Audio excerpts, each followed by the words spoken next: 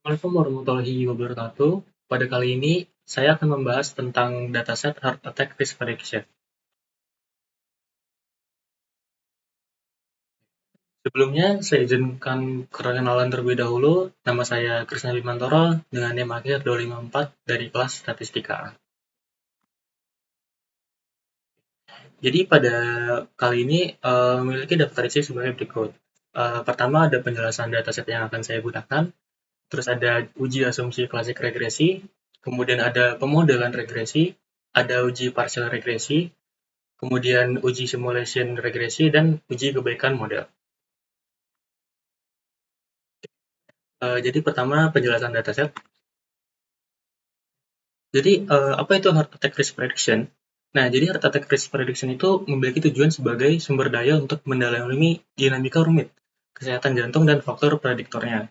Jadi di sini memiliki 26 variabel, diantaranya itu ada kategorik, numerik, dan biner, dan memiliki 8.763 data. Jadi di sini untuk variabel yang akan diuji itu terdapat 11 variabel numerik, diantaranya itu adalah triglycerides, kolesterol, heart attack, income, BMI, age, exercise hours per week, sedentary hours per day, physical activity days per week, stress level, dan sleep hours per day. Jadi untuk pertama uji asumsi klasik regresi. Pada uji asumsi klasik regresi, di sini terdapat 3 uji lainnya. Yang pertama ada normalitas. Untuk uji normalitas di sini bertujuan untuk melihat apakah pada nilai residual triglyceride normal atau tidak. Kemudian ada heteroskedastisitas, bertujuan untuk menguji apakah dalam model regresi terjadi ketidaksamaan varians dalam residual atau pengamatan ke pengamatan yang lain. Kemudian ada autokorelasi. Autokorelasi di sini adalah untuk mengetahui korelasi variabel dalam model prediksi dengan perubahan waktu. Untuk normalitas, di sini saya menggunakan uji normalitas dari Shapiro-Wilk, mengambil 40 sampel data dan mengambil nilai signifikannya. Jadi di sini untuk kriteria pengambilan keputusan dari uji Shapiro-Wilk, di sini nilai signifikasi apabila lebih dari 0,05, maka distribusi data memenuhi asumsi normalitas. Jika kurang dari 0,05, maka distribusi data tidak memenuhi asumsi normalitas. Di sini pada variabel triglycerides, di sini memiliki nilai p-value sebesar 0,1140, yang berarti nilai ini itu di atas dari nilai alfanya, nilai 0,05. Jadi distribusi variabel triglycerides ini dianggap sebagai distribusi normal. Kemudian ada kolesterol, karena kolesterol di sini nilai p-value-nya itu lebih rendah dari 0,05, maka distribusi tidak dianggap normal.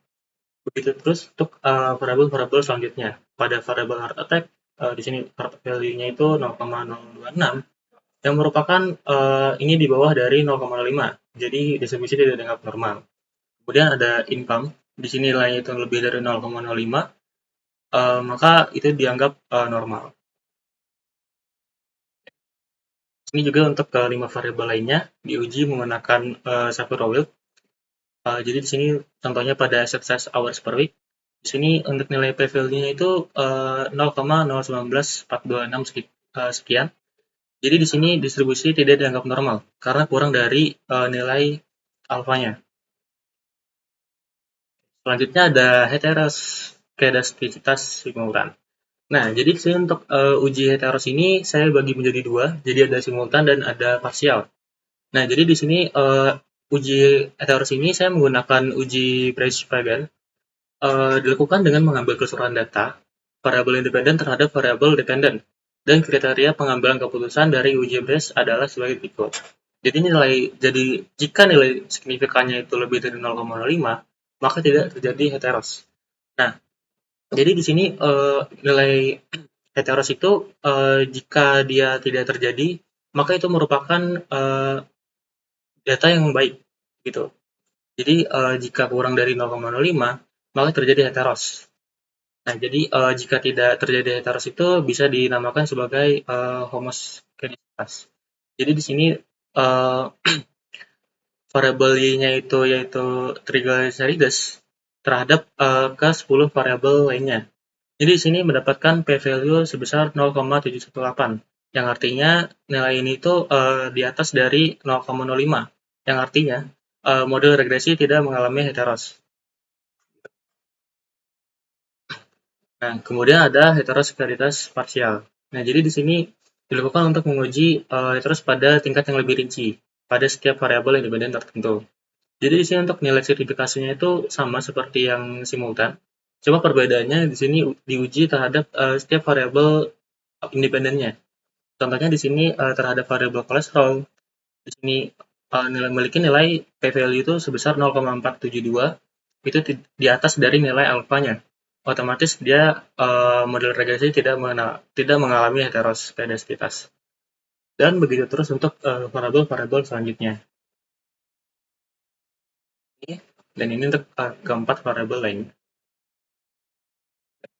Selanjutnya ada autokorelasi. Di sini saya menggunakan uji dari Durbin Watson dengan mengambil 99 sampel data.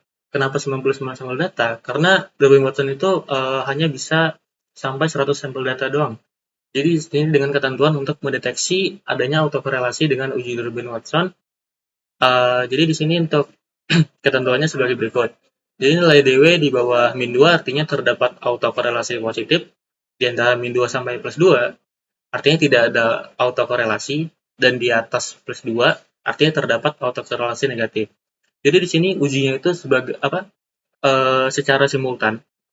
Jadi di sini trigger series itu diuji dengan ke 10 variabel independen. Jadi di sini mendapatkan hasil nilai DW-nya itu 1,8861 sekian. Yang artinya nilai ini tuh berada di antara min 2 sampai plus 2, yang artinya tidak ada autokorelasi. Nah, kenapa diuji secara simultan? Karena data yang digunakan pada dataset saya itu tidak memiliki waktu. Maka uji autokorelasi itu hanya perlu dilakukan secara simultan, yang artinya secara menyeluruh. Selanjutnya ada pemodelan regresi. Nah, untuk pemodelan regresi ini bertujuan untuk memahami dan memprediksi hubungan antara satu atau lebih variabel independen terhadap variabel dependen. Jadi di sini selanjutnya, jadi di sini mengambil 100 data dengan 5 variabel numerik dan perbandingan Excel dan Python. Jadi di sini kita lihat pada Excel, dilihat pada p-value tiap variabelnya, dan pada Python pada p-value juga, itu memiliki kesamaan nilai. Contohnya di sini pada variabel exercise hours per week, di sini memiliki nilai p-value sebesar 0,22061 sekian, dan pada Python 0,221 sekian. Yang artinya di sini tuh kenapa nilainya 0,221? Karena pada Python itu hanya bisa mengambil 3 angka di belakang koma. Jadi dibulatkan nilainya. Nah, jadi di sini untuk selanjutnya ada sertifikat P. Pada sertifikat P ini memiliki nilai yang sama, yaitu 0,645 pada Python dan 0,6447 sekian pada Excel. Dan pada Excel, ini untuk R-square-nya itu, ajas R-square-nya berada di minus 0,01678 sekian. Dan pada ajas R-square-nya berada di 0,017 sekian. Nah, jadi di sini untuk mengetahui adanya hubungan, untuk mengetahui apakah variabel independen itu mempengaruhi variabel dependen atau variabel Y, di sini kita lihat pada p-value. Jika nilai p-value itu lebih rendah dari 0,01, maka H0 ditolak, yang artinya itu memiliki pengaruh. Kenapa 0,01 sebagai alfanya? Karena di sini dataset saya itu merupakan dataset kesehatan. Jadi di sini mengambil hanya 1% untuk alfanya.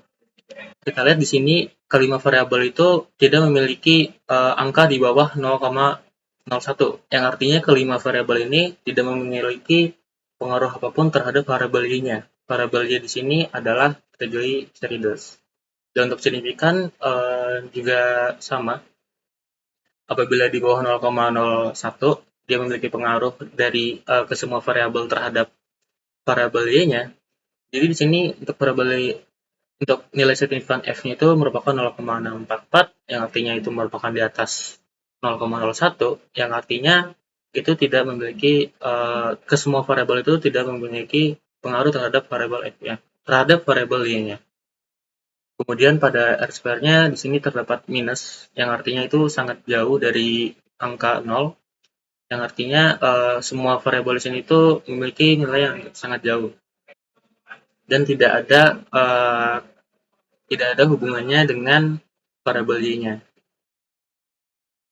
Kemudian di sini pemodelan regresi perbandingan 100 data dengan 5 variabel numerik dan 1000 data dengan 10 variabel numerik pada Python. Kita lihat di sini pada p-value yang ada pada 100 data pada exercise memiliki nilai 0,221, sedangkan pada yang 1000 data dan 10 variabel numerik di sini memiliki nilai 0,618, yang artinya di sini memiliki perubahan. Nah, namun perubahan di sini itu tidak selalu makin tinggi, tapi juga bisa menurun. Contohnya di sini pada stress level, ini memiliki p-value 0,942 pada 100 data plus 5 variabel numerik, namun pada 1000 data plus variabel numerik memiliki penurunan sebesar pada di sini 0,120. Jadi di sini memiliki penurunan yang sangat signifikan. Kemudian di sini pada F-nya juga memiliki penurunan, nilai signifikan F-nya pada 100 data ini kelihatan F 0,645 dan pada 1000 data 0,630. Oke. Selanjutnya ada uji parsial regresi. Nah, pada uji parsial regresi, di sini merupakan uji T. Digunakan untuk mengetahui apakah ada pengaruh dari masing-masing variabel bebas secara sendiri-sendiri terhadap variabel terikatnya atau variabel Y. Jadi, seperti yang saya jelaskan sebelumnya pada pemodelan regresi, di sini itu saya mengambil 10 variabel X yang ada pada data saya, dan kemudian mengambil seluruh dari data yang ada. Jadi di sini nilainya itu terdapat di 8.763 untuk nomor observation-nya, dan variabel Y-nya itu adalah triglycerides. Nah, kita lihat di sini hanya satu variabel yang memiliki pengaruh terhadap variabel Y, yaitu variabel sleep hours per day. Ini mungkin tidak kelihatan. Nah, jadi di sini pada sleep hours per day memiliki nilai 0,007, yang artinya nilai ini tuh kurang dari 0,01, yang artinya itu ditolak. Ditolak itu artinya memiliki variabel bebas itu memiliki pengaruh terhadap variabel dependennya atau variabel Y.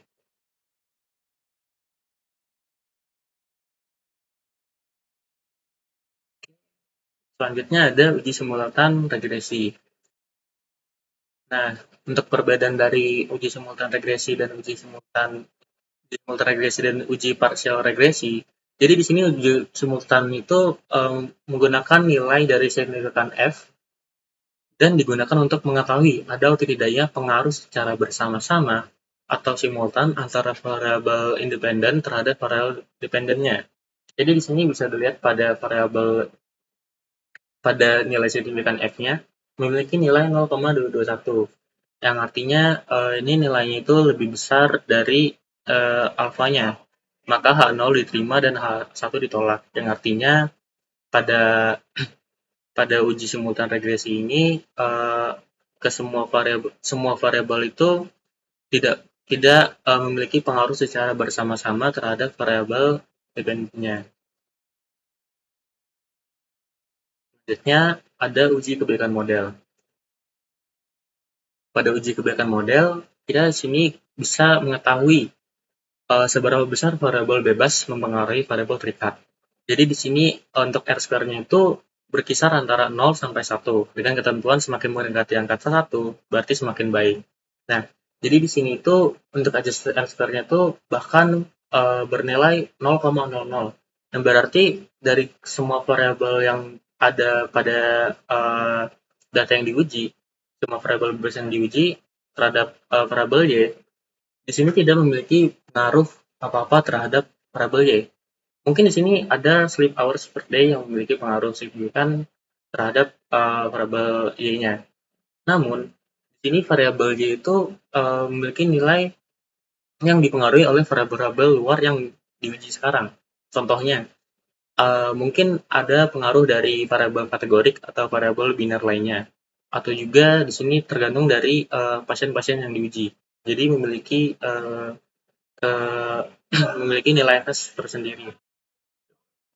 Nah, jadi di sini belum saya jelaskan kenapa di sini sleep hours per day itu bisa bisa memiliki pengaruh terhadap variabel independennya. Karena sebagai kita tahu, variabel variabel dependen yang di sini dipakai itu merupakan triglycerides yang merupakan penumpukan lemak pada apa pada jaringan darah.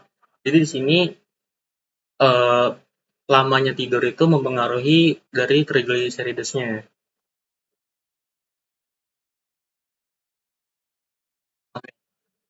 Mungkin sekian dari saya. Maaf jika saya ada salah kata. Assalamualaikum warahmatullahi wabarakatuh.